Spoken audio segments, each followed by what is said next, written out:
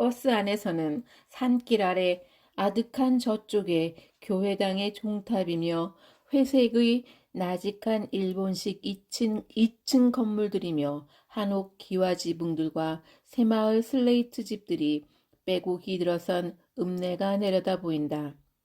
어둑어둑 땅거미가 지고 있었다. 그때까지도 신장로는 아직 비포장도로였다. 남도의 끝자락이라 바다가 멀지 않아 그런지 한겨울인데도 바람은 훈훈하고 곳곳에 푸릇푸릇 대숲과 동백나무가 보였다. 버스 정류장의 시골식 이름인 차부에 도착했을 때엔 읍내 어둠이 깔리고 중앙통 양편에 늘어선 점포마다 형광등과 백열등 빛이 하얗게 밝혀져 있었다. 나는 외투 주머니에서 구겨진 편지 봉투를 꺼내어 펼쳐들고 상점의 불빛에다 대고 끼적여 놓은 윤형의 글씨를 확인한다. 그러고는 차부에서 버스를 기다리는 남자에게 묻는다. 그가 방향을 가르쳐 준다. 중앙통에서 약국 앞 삼거리까지 가거라. 거기서 오른쪽 길로 꼬부라져라. 경찰서와 교육청이 마주보고 있는 길에서 여고 가는 방향으로 곧장 올라가라. 거기가 수성리의 초입이다. 그쯤에 방앗간이 있을 게다. 나는 방앗간 앞에서 이번에는 주소를 대고 어디쯤이냐고 묻는다. 건너편 빈 밭머리에서는 동네 꼬마들이 정월대보름 불놀이를 하고 있었다. 구멍낸 깡통에 나무 삭정이들을 채워놓고 불을 붙여 빙빙 돌리면 허공에 불꽃이 원을 그리며 춤을 춘다. 낮은 돌담이 길게 이어져 있는 골목, 안에서는 부럼을 깨먹으며 도란거리고 나직이 웃는 식구들의 따스한 음성이 고삿 길가에까지 흘러나온다. 곧 떠오른 달빛으로 돌담과 길이 선명하다. 나는 마을 사람이 가르쳐 준 대로 돌담의 중간쯤에 높직하니 솟은 두 구리의 감나무 아래 발길을 멈추었다. 대문 대신 그냥 세워놓은 나무 기둥 안에 마당이 보이고 기와집 한 채가 있고 마루 아래 메어놓은 개가 컹컹 짖었다. 누구시오? 남도식으로 길게 일자로 지은 집의 오른편 부엌에서 아낙네가 나온다. 여고 선상님이요. 마실 나가서 안 들어왔으라우. 나는 그대게 전화번호를 적는다. 누구라고 전하지라? 친한 오빠 되는 사람입니다. 다시 왔던 길을 되돌아 나온다. 근처에서 국밥 한 그릇으로 저녁을 때우고 약국 앞에 보아둔 고향 다방으로 들어간다. 커피를 시키고 레지가 치근덕거려서 쌍화탕 바가지도 쓰고 그 집에 찾아간 지 두어 시간 좋게 지났을 즈음 다시 전화를 걸었다. 우체국에 교환 전화라 번호를 대주고 기다렸다. 전화 받으니까 한참 동안이나 그네를 부르고 나서 이윽고 목소리가 들린다. 언제나 그랬지만 침착하게 가라앉은 음성이다. 목소리만 들으면 나이가 많은 여자 같았다. 윤 선배가 말씀하신 분이군요. 곧 나가겠습니다. 그네는 외출했다가 옷도 갈아입지 못하고 나온 듯했다. 트렌치 코트는 단추를 잠그지 않고 좌우로 젖혀 있었으며 연한 갈색의 니트 투피스를 입고 있었다. 그네는 문을 향하여 정면으로 앉은 나를 일별하고 나서 똑바로 걸어왔다. 전화하신 분이세요? 네, 그렇습니다. 저는 한윤이라고 해요. 나는 잠깐 사이를 두었다가 침을 삼키면서 말했다. 김전우라고 합니다. 그네의 입가에 희미하게 미소가 번졌다. 물론 본명은 아니시겠죠. 여기서 나가는 게 좋겠어요. 윤희는 이쪽 의사는 묻지도 않고 먼저 일어나 카운터로 가서 찻값을 내고 밖으로 나가버렸다. 놓칠세라 바쁘게 계단을 내려가니 그네는 벌써 약국 앞으로 또각또각 걸어가는 중이었다. 내가 다가갈수록 그네의 걸음은 더 빨라졌다. 샛길로 접어들어 선술집이며 싸구려 식당들이 늘어선 시장 부근에 이르자 그네는 뒤쫓아오는 나를 확인하느라고 뒤를 힐끗 돌아보더니 어느 대포집으로 먼저 들어갔다. 윤희는 맨 구석자리에 앉아서 나를 바라보았다. 입구에서는 잘 보이지 않는 장소였다. 나는 일부러 여유를 보이려고 웃으면서 말했다. 무슨 여자가 그렇게 걸음이 빨라요? 윤희가 목소리를 낮추어 대답했다. 고향 다방이 어떤 데인 줄 알아요? 바로 경찰서 앞 다방이죠. 거긴 손님의 절반이 경찰이에요. 다방 종업원들도 보고 들은 걸 전하겠죠. 몰랐습니다.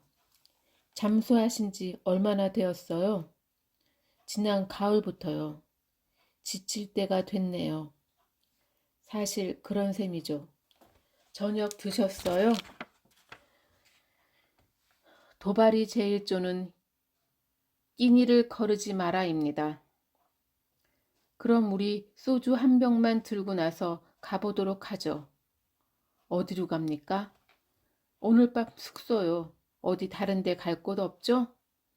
우리는 묵묵히 소주잔을 기울였다. 안주는 생굴이었고 술국도 나왔다. 그 술국에 흠집 투성이었던 고색 창연한 나무 탁자 생각이 난다. 그네는 읍내를 벗어난 외곽도로에 이르기까지 한참이나 걸어간 다음에 버스를 기다리면서 말했다. 절 밑동네에 여관이 많이 있어요. 동백장에 들어가세요. 내일 오후에 제가 갈 때까지 거기 계셔야 해요. 주말이니까 내일은 놀러 오는 사람들이 많을 거예요. 내가 근처에 가서 전화를 하면 곧장 나오세요. 참, 돈은 있으세요?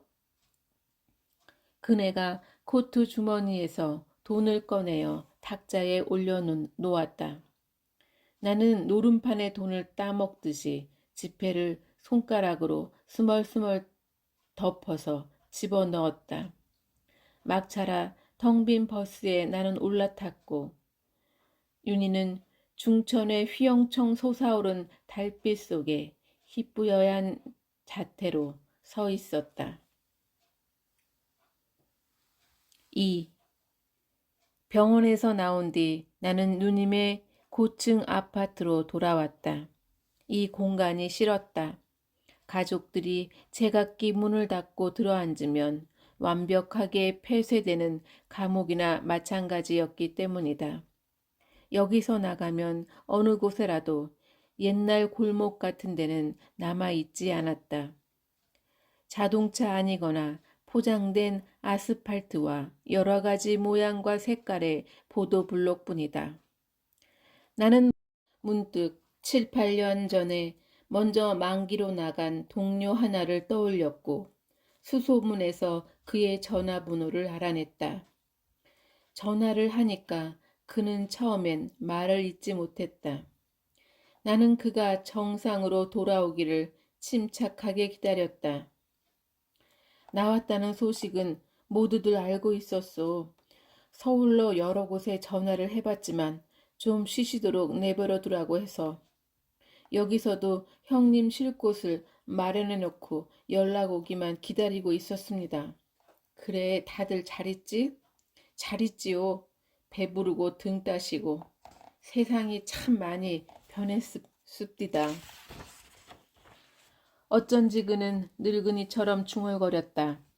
40대 중반이면 그도 늙었고 주위의 친구들도 거의 50줄에 접어들었으리라.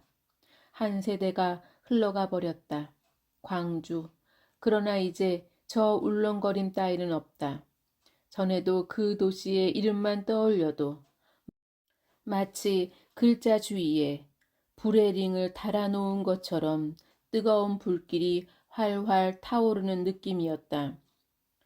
이제는 무슨 특산물로 유명해진 관광지 이름처럼 들린다.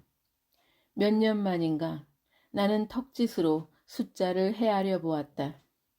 1년, 2년, 17년, 18년, 19년. 그들의 얼굴이나 기억할 수 있을까? 내 안에서는 저들은 모두 앳되고 어설프고 가난한 젊은이들이었다. 죽은 이들은 더욱 영원히 젊다.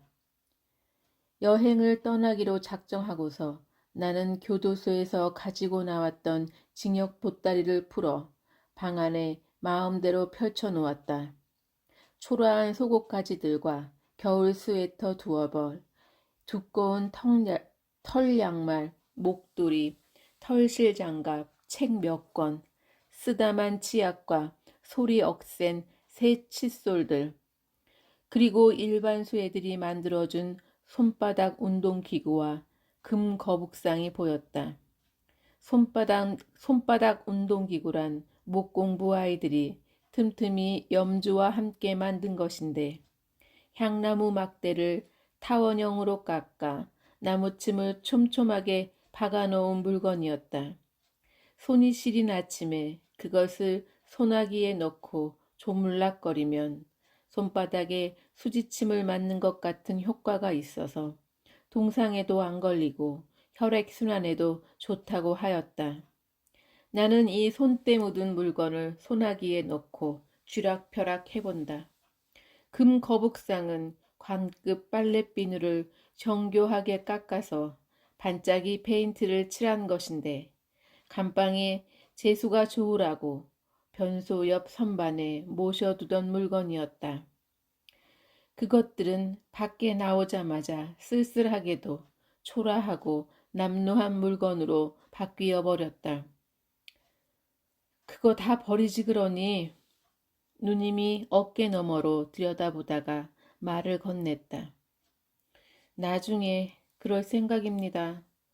어디 다녀올 생각이냐? 네, 옛날 친구들 좀 만나보려고요. 그래, 바람이라도 쏘이고 오렴. 다녀오는 동안에 우린 너 살 집을 구해볼까 한다. 집이요?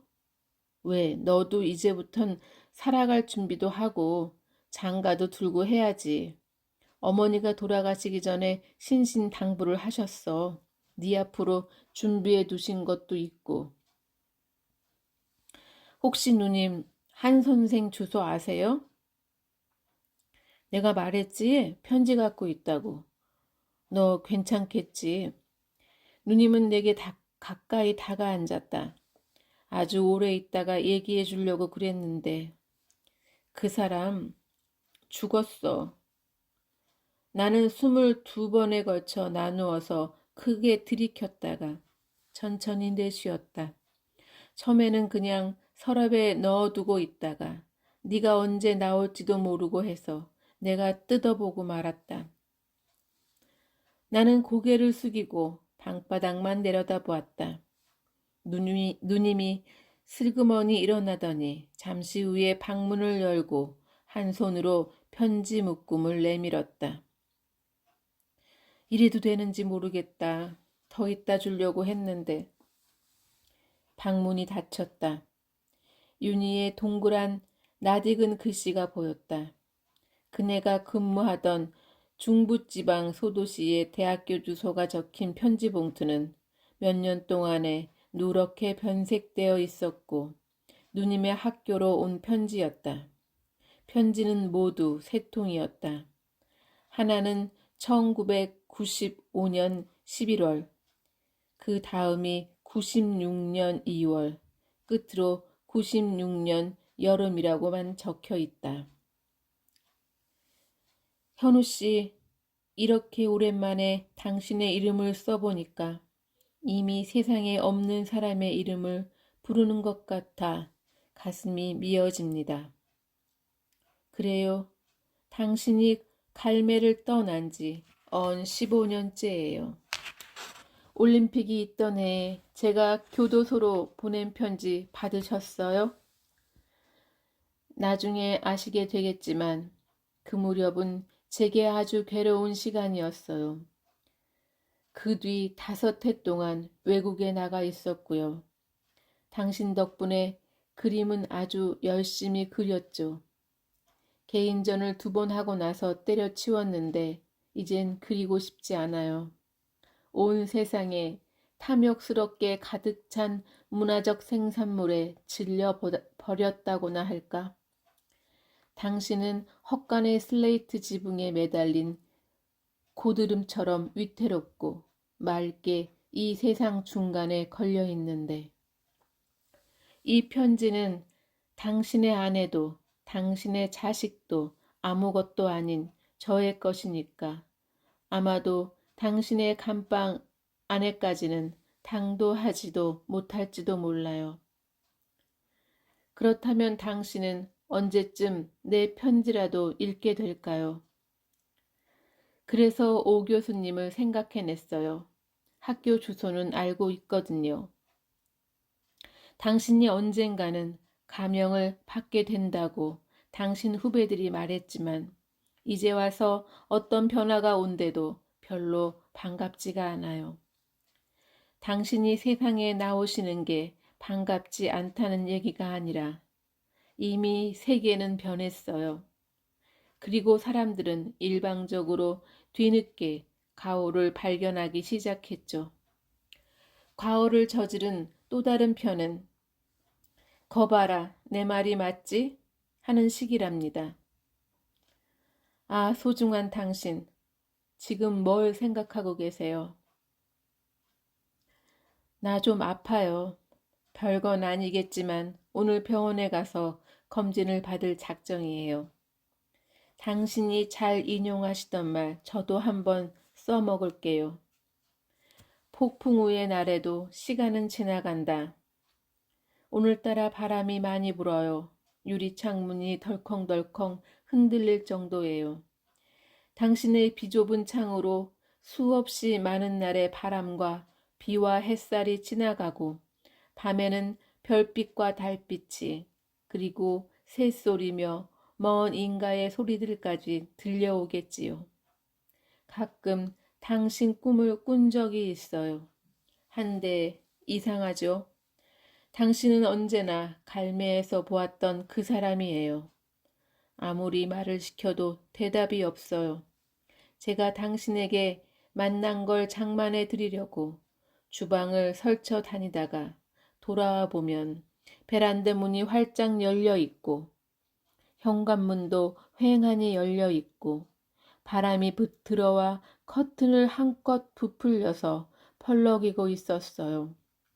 당신은 벌써 가버린 거예요. 어떤 때는 우리가 바닷가에 놀러 가기도 했죠. 당신이 그랬잖아요. 검문소가 없는 저 땅끝 마을에 가서 그물도 꿰매고 해초도 건져 올리면서 며칠을 보내고 저녁 때엔 아궁이에다 감자를 구워 먹자고요. 바닷가에서 망망한 수평선을 바라보다가 뒤를 돌아보니 당신은 휘적휘적 산길을 돌아가고 있었어요. 제가 한참이나 부르는데도 한 번도 돌아보지 않고 그건 당신의 갇힌 영혼이었나요? 병원에 다녀와서 다시 편지할게요. 아무 일 없을 거예요.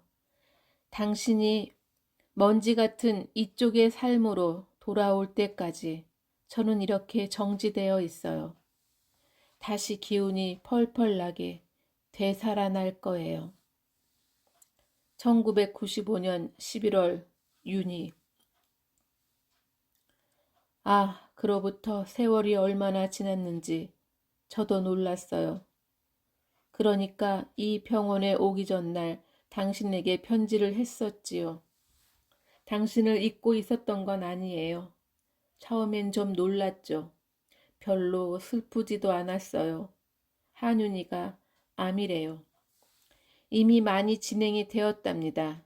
팽팽한 풍선에서 바람이 빠져나가듯이 제 육신이 차츰 줄어들고 있어요. 그런데도 정신은 더욱 말짱해서 이곳에 진절머리 나게 긴 밤이 오면 저는 갈매를 생각하죠. 모든 것을 구석구석 다 생각하고 나서 이제는 아주 작은 기억의 파편들까지도 그려모았다고 자족하고는 잠이 들어요. 한데 이튿날 밤이 되면 그 중에서도 있었던 일들이 더 보태지곤 해요. 기억나세요? 과일 창고 뒤편에 으스스한 신우대 밭이 있는 어둠 속의 뒷간 말이에요. 엉뚱하게 크고 널찍하게 지은 나무 기둥에 흙벽을 바른 그 집. 징그럽게 큰 귀뚜라미가 때를 지어 살았죠. 널판 자 아래 오물카는 아득하게 깊어서 이를 보면 한참 만에야 소리가 들린다고 당신이 너스레를 떨었죠. 한밤중에 제가 배탈이 났잖아요. 그건 수박 때문이었을 거예요. 당신을 졸라서 손전등을 들고 함께 갔어요. 저는 어린 날로 돌아간 느낌이었어요. 당신도 알죠? 내가 맏딸이라는 걸. 저는 10살이 넘어서는 뒷간에 혼자 가거나 동생들을 따라가서 문 밖을 지키고 서서 두려움을 참아야만 했지요. 아버지는 그때도 늘 소주에 취해 있었거든요. 엄마는 장사 나가서 언제나 통행금지 시간이 가까워서야 돌아왔지요.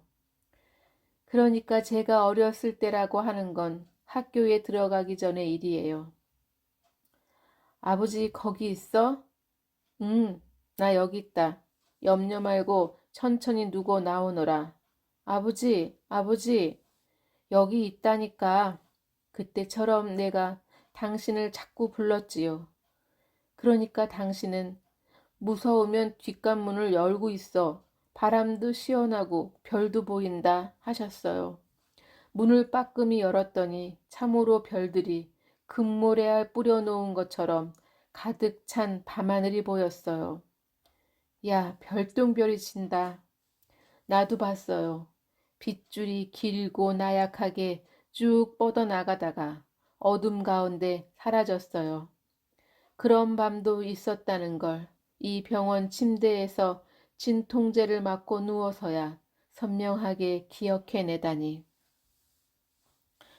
정희가 벌써 3달째 내 머리맡을 지키고 있어요.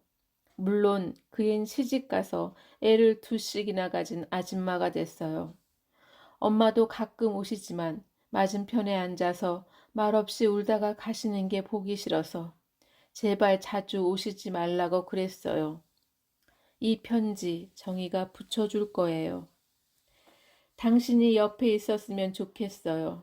지금 제 꼴이 흉해서 차라리 잘 됐지만 꽃은 시들어 말라도 바랜 채로 아름다운데 포유류인 사람의 몸은 어째서 이렇게 무참하게 허물어져 가는 걸까요? 1996년 2월 윤희. 오늘 의사가 와서 가족에게 뭐라고 통고를 했어요. 나는 정의의 복받친 울음에서 모든 걸 다 읽었습니다. 마음의 준비를 하라든가 뭐 그랬겠지요. 정오 무렵에 엄마가 목사님과 신도 2분과 함께 다녀가셨어요. 당신은 아직도 유물론자인가요? 빈정거리는 말이 아니랍니다. 저는 저들의 믿음이 사랑스럽기까지 해요. 어둠 뒤편에 뭐가 있든 없든 알게 모람. 하지만 이런 날들이라도 연장되기만 한다면 당신을 한번 만나보고 싶어요. 병원 마당을 가득 채웠던 어릴 적부터 낯익은 아카시아 꽃도 다 날려가 버리고 시퍼런 녹음이 온 세상을 덮었네요. 그곳을 떠난 뒤에 당신의 젊은 얼굴을 그린 적이 있어요. 나중에 그림의 빈 여백에는 이만큼 늙어버린 나를 그려 넣었지요. 그랬더니 당신은 내 아들 같아 보였어요. 유행가 하나 적어 놓을게요. 사랑은 어째서 언제나 시간을 이기지 못하는지, 사랑은 어째서 죽음과 꼭 같은 닮은 꼴인지. 오래전에 불경에서 읽은 적이 있어요. 사람이 죽으면 정이 맺혔던 부분들이 제일 먼저 썩어 없어진대요. 당신은 그 안에서, 나는 이쪽 바깥에서 한 세상을 보냈어요. 힘든 적도 많았지만 우리 이 모든 나날들과 화해해요. 잘 가요, 여보. 1996년 여름, 당신의 윤희. 추신. 언니는 사흘 뒤인 7월 21일 저녁에 운명했습니다. 저희 가족은 언니의 유언대로 화장해 드렸습니다. 돌아가시기 전에 저에게 말했어요. 나는 갈매로 간다. 나중에 오 선생님 만나면 거기 꼭 오시라고 전해라. 그리고 언니는 저에게 약속한다고 말하라고 해서 그렇게 했습니다. 오 선생님께서 이 소식이 언제 전해질지 모르지만 알고 계시기 바랍니다. 동생 한정희. 독방에서 오래 버티다 보면 자잘한 감정들은 되게 두터운 무감각 속으로 깊이 숨는다. 겉으로 드러내보아야 생명활동에 전혀 이로울 수 없기 때문이다. 처음에는 말을 잊어먹기 시작한다. 빤한 단어인데도 막상 입에 올리려면 생각이 나질 않는다. 기억에서 사라진 단어들이 차츰 많아지고 주위 사람들의 이름까지 잊어버린다. 그런 단계를 지나면 눈앞에 보이는 생활도구의 이름도 떠오르지 않는다. 가만히 있자. 저 물건의 이름이 뭐더라? 그래서 혼잣말로 중얼거리는 증상이 생긴다. 자신에게 얘기를 걸곤 한다. 이 사람아, 이젠 잘 시간이 됐네. 라든가. 저 담당 자식은 너무 규칙만 따져. 또는 자신이 방귀를 뀌고서도 혼자 소리로 어이 되게 구리네 하고 중얼거린다. 수인들 중에도 장기수들은 좀처럼 웃거나 울거나 하지 않는다. 시청과 교육 시간에 영화를 보면서는 어둠 속에서 끝없이 눈물을 흘리며 실컷 운다. 영화가 끝나고 나올 때 보면 그들은 거의 두 눈이 붉게 충혈되어 있다.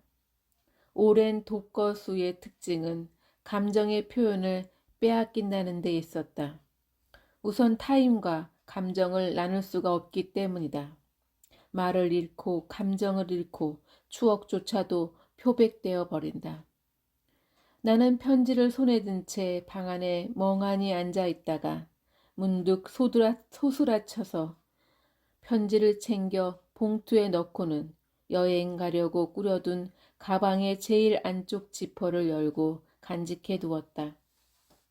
조카는 오늘도 늦는지 아직 돌아오지 않았고 자연과 나는 거실에 앉아서 누님이 저녁 준비를 하는 동안 기다리고 있었다. 우리는 별 말도 없이 소파에 떨어져 앉아 텔레비전을 바라보았다. 프로그램의 자투리 시간인 막간을 이용하여 요리 강습을 하고 있었다. 30대의 깔끔한 여자가 앞치마를 입고 주방기구를 늘어놓고 요리를 시작했다. 이 시간에는 북엇국을 한번 끓여보도록 하지요. 북엇국은 전통적으로 여러 지방에서 잘 알려진 우리나라의 대표적인 해장국인데요. 만들기도 간단하고 국물 맛이 시원해서 남자분들의 속풀이로 아주 맞춤한 음식입니다. 여자는 머리를 뒤로 가지런히 묶었고 얼굴 옆으로 흘러내린 앞머리를 나비 모양의 소박한 핀으로 고정시켰다. 목이 적당히 드러난 스웨터 위에 풀이 달리고 푸른 줄이 쳐진 앞치마를 입고 있는 단정한 주부의 모습이었다. 그것은 세상 어느 집에나 있는 보통 아내의 모양이리라. 자, 재료를 한번 함께 보시죠. 북어포 준비해 주시고요. 생강즙, 다진 마늘, 후추도 준비해 주세요. 양념을 해야 되니까요. 쇠고기 50g 준비하시고 고기 양념으로 간장 한 작은술, 다진 마늘 3큰술, 후춧가루하고 참기름 한 작은술씩 준비하세요. 송송 썬 실파 한 줄기, 달걀 1개 하고요. 소금 약간이 있으면 되겠어요. 물끄러미 텔레비전을 쳐다보며 한 가정의 따끈한 북엇국 생각을 하다가 눈시울이 뜨거워지고 눈물이 핑 돌더니 볼을 타고 흘러내렸다. 자영이 곁에서 보고 내게 뭐라고 말을 꺼내려다가 못 본 척하며 담배에 불을 붙였다. 나는 슬그머니 일어나 화장실로 들어가 버렸다. 실로 오래간만에 큰 거울에 비친 나를 바라보았다. 짧게 깎인 머리인데도 반백이어서 피로해 보였고 눈은 붉게 충혈되어 있었다. 눈 아래 반원을 그린 주름이 짙게 그늘져 보였다. 수의를 벗으니 이제야 세속의 나이가 보이는 것 같았다. 찬물로 세수를 했다. 얼굴을 닦고 코를 한번 들이마시고 나서 방으로 들어갔다. 누님이나 자영 두 사람 다 모른 척하고 침묵을 지켰다. 나는 그렇게 한윤이와 작별했다.